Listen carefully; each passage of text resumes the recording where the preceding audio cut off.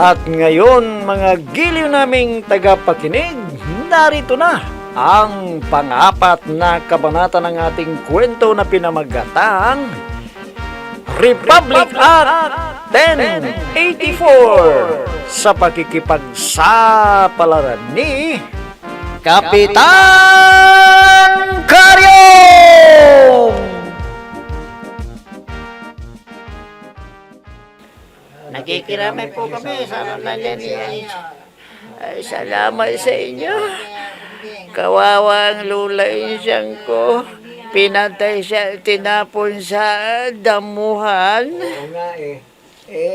Ang bait-bait na pa naman niyalingin siya. Opo. Matulungin. Opo. Mapagbigay. Tama ka, Diyos. Opo, totoo yan. Laging naliligo. Napakabait niya. Mapagpasensya siya, hindi siya high blood. Hindi na high blood yan eh. May humintong kulang ba sa harap ng bahay niyo, oh? Munjing! Kidnapper! Kidnapper! Takbo! Mga kidnapper, baka kidnapin din nila ako. Tulong! Saklolo! Saklolo! Saklolo! Sige. Ilagay na natin ang libreng kurungan ng patay. Ilagay na natin yan.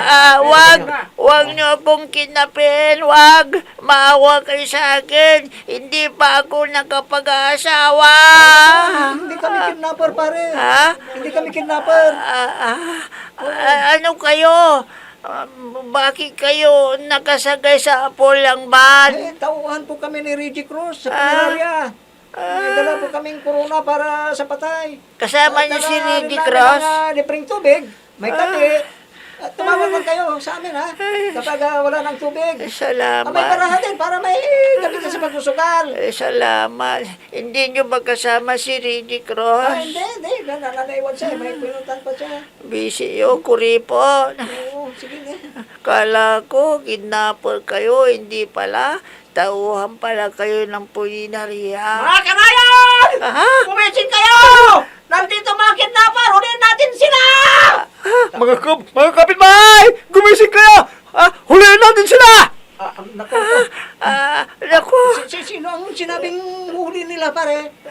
kayo, napagkamalang kayong kidnapper, kaya umalis na kayo.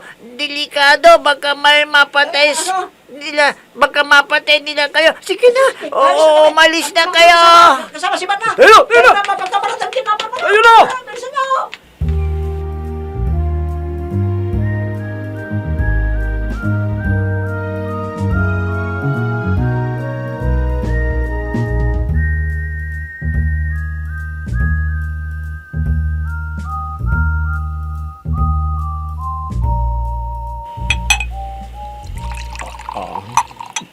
Nako. Pare Adong, ikaw rin ang tumagay para maubos natin itong isang buting alak. At magbubukas na naman tayo ng isa. Pare. Ikaw din. Ganado na naman akong uminom kapag ganitong may magandang nangyayari. Tagay mo na yan. So, pare, alam mo, masaya ako ngayon. Ako rin, pare. Ayaw mo. Masaya. Dahil nagtagumpay tayo sa plano natin. Ayon, hinabol ng mga tauhan ng punerarya. Bugbog sarado ang mga nahuli nila. At tiyak, magrireklamo ang mga yon. At baka sampahan ng kaso si Kapitan. Sigurado yan, pare. Palpak ang plano ni Karyong na bawat puro kay may magbabantay. Oo, pare. Buwisit ang kagawad gusting na yon. Siya ang nagmugkahin ng ganun Paipal nga Paipal ang gusting na yon. Sip-sip kay Kapitan Karyong. Ay, nako, sinabi mo pa, pare. Talagang sip-sip yun. Sip-sip siya. Pero tanga naman Hindi niya alam na ginagamit lang siya ni Karyong. Oo, pare. Tanga talaga ang gusting na yon, Sige, pare. Ubusin na natin itong Teka't ikaw din. Oo, pare. Ayan, tagay mo. Pare. Hmm. Pero naubos na ang pulutan eh. Ah. Uutusan natin si Boy na magluto Wag sandali. wag na, pare. May sardinas ako dyan eh. Yun na lang yung ipulutan natin, ha? Sige Bakit? pare. Ayaw mo ba ang sardinas? Yun na lang ipulutan natin. Oo. Ulam pang masa ang sardinas eh. Siyempre. Di tulad lang isang bakla Ay. na pinandidirian. Nako, masyadong OE. nga eh. Pupu eh. Tanga yun.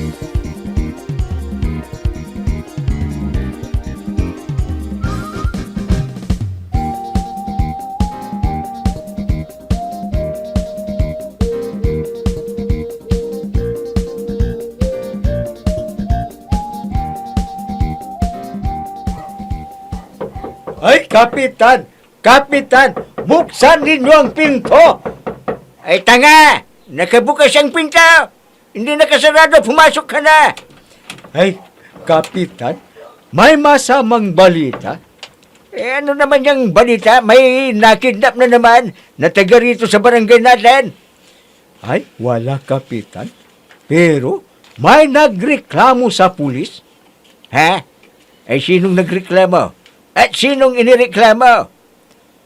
Ang nagreklamo ay ang mga tauhan ng punerarya.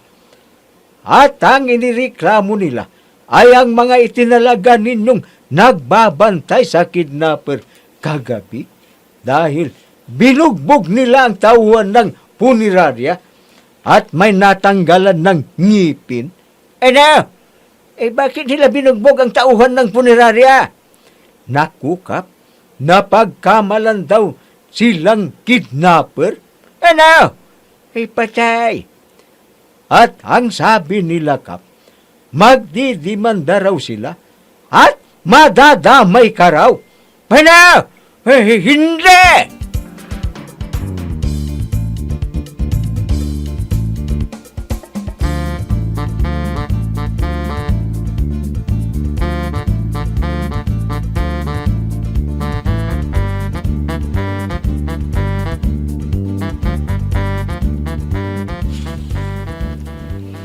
Magandang umaga po, Vice Mayor. Ikaw pala, Sargento. Anong may paglilingkod ko sa'yo? Vice Mayor, yung kapatid po ninyo, nakatakas. Ano? Paano nakatakas? Vice Mayor, pagod na po kami dahil sa pagroronda. Nag-iikot kami buong bayan, Vice Mayor. Baka may gumagalang kidnapper. Kaya sinamantala niyang tumakas nang makaidlip kami. Ano? Talagang pasaway na ang saksangan ng pangit na matandang yun. Vice Mayor, nagpunta ako rito dahil mahirap huliin lumalaban. May baril siya. Ano? May baril? Saan naman niya kinuha ang baril niya? Kinuha ko na yung dating ginamit niya. Hindi namin alam, Vice Mayor. Basta, nang hulin sana namin siya, tinutukan kami ng baril. Kung hindi ka lang namin naisip na kapatid mo ko yun, pinaril na sana namin Baka paglalamanin na yun ngayon mamaya. Talagang demonyo ang babaeng yun. Sandali lang. Patay. Ha? Yung baril ko, nawawala dito sa clutch bag ko. Ano? Kung gano'n, baril ko yung iniumang sa inyo. Baril mo pala yung Vice Mayor delikado. Baka makadisgrasya siya. Oo, kaya hahanapin natin siya at kunin sa kanya ang baril ko. Paano kung lalaban siya? Anong gagawin namin, Vice Mayor? Ano pa? Di barilin na ninyo.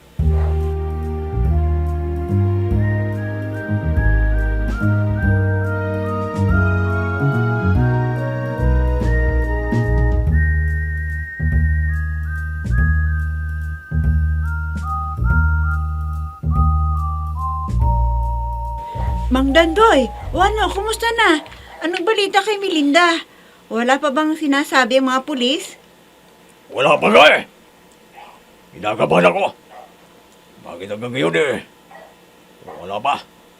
Hindi pa nakakuwi ang anak ko.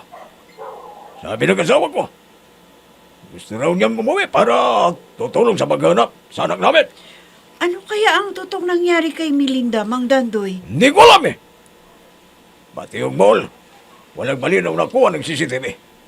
Tapos laging tumatawag sa akin yung number niya. Kapag sasagitin ko, wala namang sumasagot. Kung minsan, tatawag ko sa messenger. Kapag sasagutin ko na, wala namang sumasagot. At naka-off ang camera. Sa palagay mo, Mang Dandoy, wala pa kayang masamang nangyari sa kanya? Hindi ko alam, Veronica. Kaya wala pa. Sana wala pa. Dahil kawawa naman siya. Marami pa namang pangarap ang anak ko. Sabi niya, kapag natapos daw ng pag-aaral, maghanap siya ng trabaho. At ipaparipir niya ang bahay namin.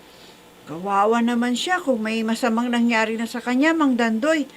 Mga demonyo, mga kidnapper na yan. Bakit hindi sila humingi ng ransom money? Ano ang ginagawa nila sa kinikidnap nila, Mang Dandoy? Ewan ko, Veronica. Kapag may nahuli sa mga kinabar na ko, mapapatay ko siya, Veronica. Mapapatay ko siya! Ha? Nako. May tumatawag na naman. Tumatawag na naman ang number ni Melinda. Sasagutin ko. Hello, Melinda! Nasaan ka? Umuwi ka na! Hello? Hello! Nako. Oh, Mang Dandoy, nasa na raw siya? Wala! Ayaw sumagot Sumpa ng mga impacto sa langit. Ano kayang nangyari sa kanya? Ano? Mang Dandoy, huminahon lang kayo. Paano ako hinahon? Hanggang ngayon, hindi pa natatagpuan ang anak kong si Melinda. Kung may masamang nangyari sa kanya, maghahalo ang balat sa tinalupan!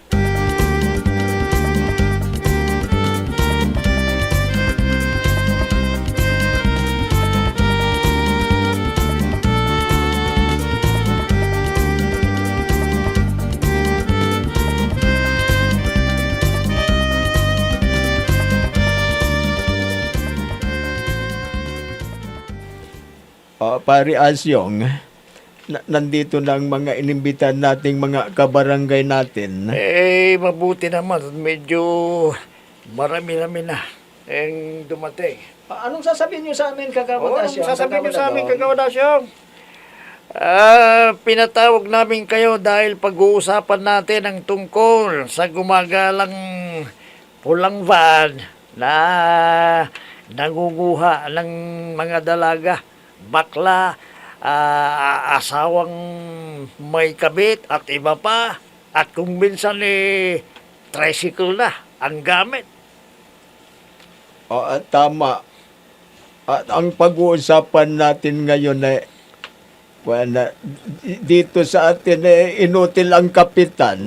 Hindi marunong mag-isip ng paraan kung paano bantayan ng seguridad ng kanyang nasasakupan. Tama, mga kabarangay. Hindi kaya ni Kareong na diskartehan ang problemang ito dahil kulang siya sa kaalaman tungkol sa mga bagay na yan. Kaya magkaisa tayo na mag-isip ng paraan para mahuli natin ang mga kidnapper. Ano? Sang-ayon ba kayo na makiisa sa amin? Oo, kagawad! Oo! Manataw si Kapitan! Kaya tayo nang kikilos! Tayo lang kikilos. Tama. Kaya pag-usapan natin kaagad kung anong dapat natin na hindi natin dapat gawin. Sige, kagawad! Paliwanag niyo kung anong dapat natin gawin. Sige! Sige! Makinig kayong lahat at ipapaliwanag namin sa inyo kung paano natin mahuhuli ang mga kidnapper na yan. Makinig kayo!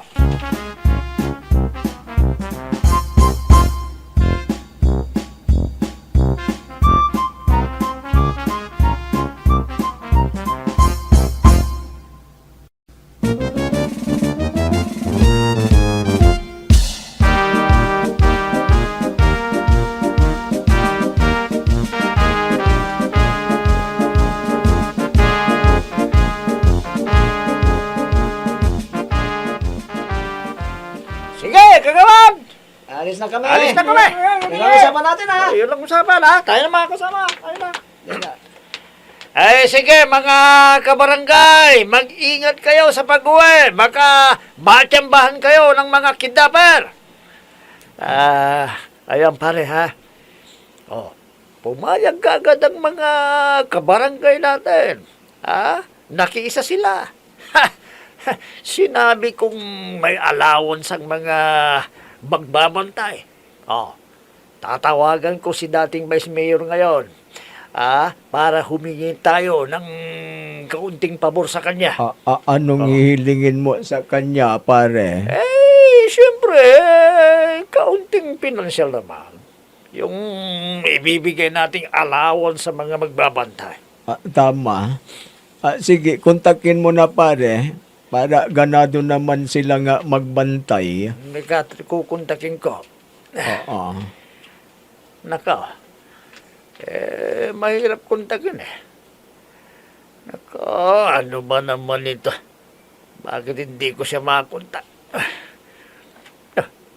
Ay, nako, hindi ko titigilan na pindutin itong cellphone na ito. Ano, Kailangan pare? makontak ko siya. Nakontak mo na ba si dating Vice Mayor Timprusio? Nako, pare. Kanina pa ako pindot dito sa cellphone ko pero unattended ang cellphone niya eh. Pare, Wala. pilitin mo siyang makontak. Huwag mo siyang titigilan. Talagang hindi ko makontak eh. Ano kaya kung puntahan na lang natin sa bahay niya, pare? Nako, tama. Good idea, pare. Sige, pare. Halika na. Puntahan natin siya sa kanyang bahay para makakuha na tayo ng ayuda.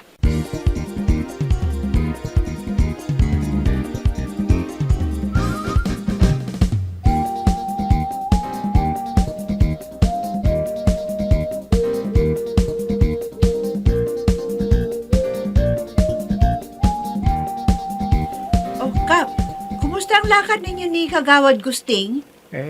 Okay na, Veronica. Kinausap na ni Congressman yung manager ng punerarya. Siya na raw ang bahala na magbayad sa damyos. Pininiwanag namin ni Kagawad Gusting ang dahilan kung bakit sila nabugbog ng mga tao. Naintindihan naman. Kaya wala na tayong problema, Veronica. Kap, paano yung problema ni Mang Dandoy? Sinabi na rin namin kay Congressman. At magre-request daw siya ng pulis para maglunsad sila ng uplan sa Gip Milinda. At sila na raw ang mag-iimbestiga sa pagkawala ni Milinda. Sana wala pang masamang nangyari kay Melinda, no, Kap? Oo, Awawa sana. naman siya. Sinabi nga rin namin kay Congressman yan. Sana nga, wala lang. Kung ano man ang kalalabasan ng investigasyon, kailangan tanggapin. Sabi raw ng asawa ni Mang Dandoy, Kap, kahit ano raw ang nangyari kay Melinda, basta mahanap lang siya. Nakaw, Veronica. Matagal nang hindi tayo nagkuha na. Alam ko na iniisip mo, Kap, pero nagtatampo ako sa'yo. Nakaw, bakit ka naman magsasampo sa akin, Veronica? Paano kasi? Pinagpalit mo ako kay Aling Bibang. Nakaw, Veronica. Huwag mo namang iisipin yan. Ikaw naman talaga ang mahal ko eh. Mahal na mahal kita. Mahal na mahal. Oo. Totoo ang sinabi ni Kap. Veronica, mahal na mahal ka niya. Rudolph? Huwag ka na magtampo sa kanya. Huwag mong pagsilusan si Aling Bibang. Dahil kabit lang niya yun. Pero ikaw anak niya. Iba ang pagmamahal ng anak sa kabit. Yan ang tandaan mo, Veronica. Rudolph? Oo, Veronica. Tandaan mo yan. Iba ang trato ko kay Bibang. At lalong iba rin sa'yo. Oo, tama. Kaya alam kong pagod na pagod si Kap. Sige, Veronica. Pakimasahe mo naman siya. Sige na.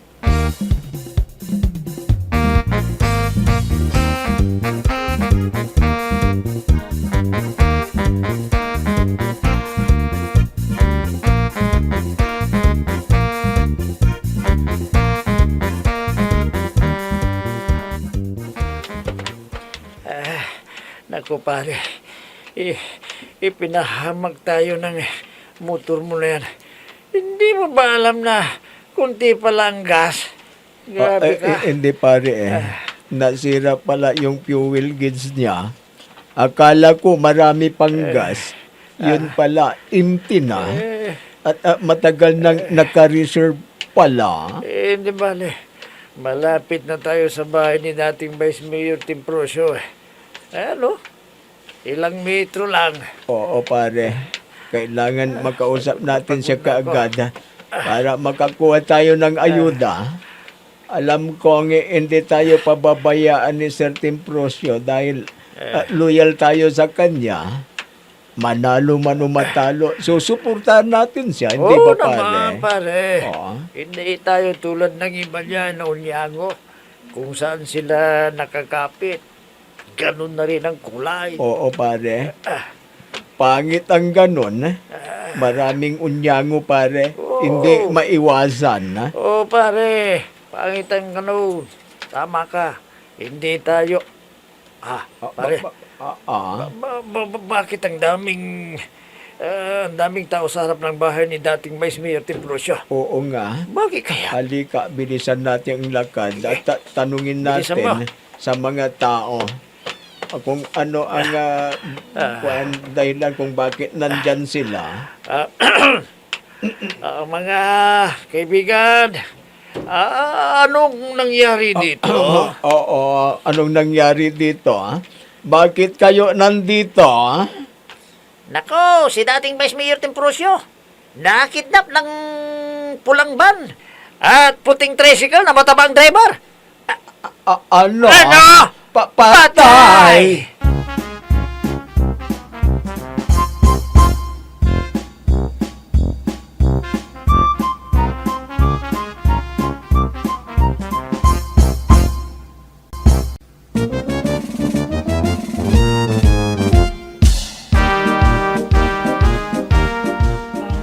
Totoo kayang nakidnap si dating Vice Mayor Timprosyo?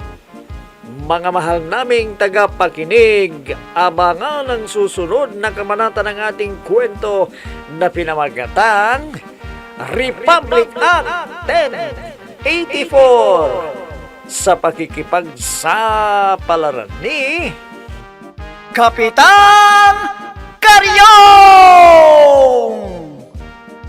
Mga nagbibigay buhay sa ating dula ay sina Mayra Abrihal Narnola, Susan Malikdam, Robert D. Guzman, Amit Diaz, Oscar Ora, Jun Cabato, Technical Supervision at sa musika ni Oscar Ora, nilapatan ng tunog ni Robert D. Guzman, mula sa panulat at direksyon ni Oscar Ora, Kapitan Karyong! Inihahandog sa inyo ng F3 Recording Studio para sa pambansang radyo ng Pilipinas, Bombo Radio Philippines!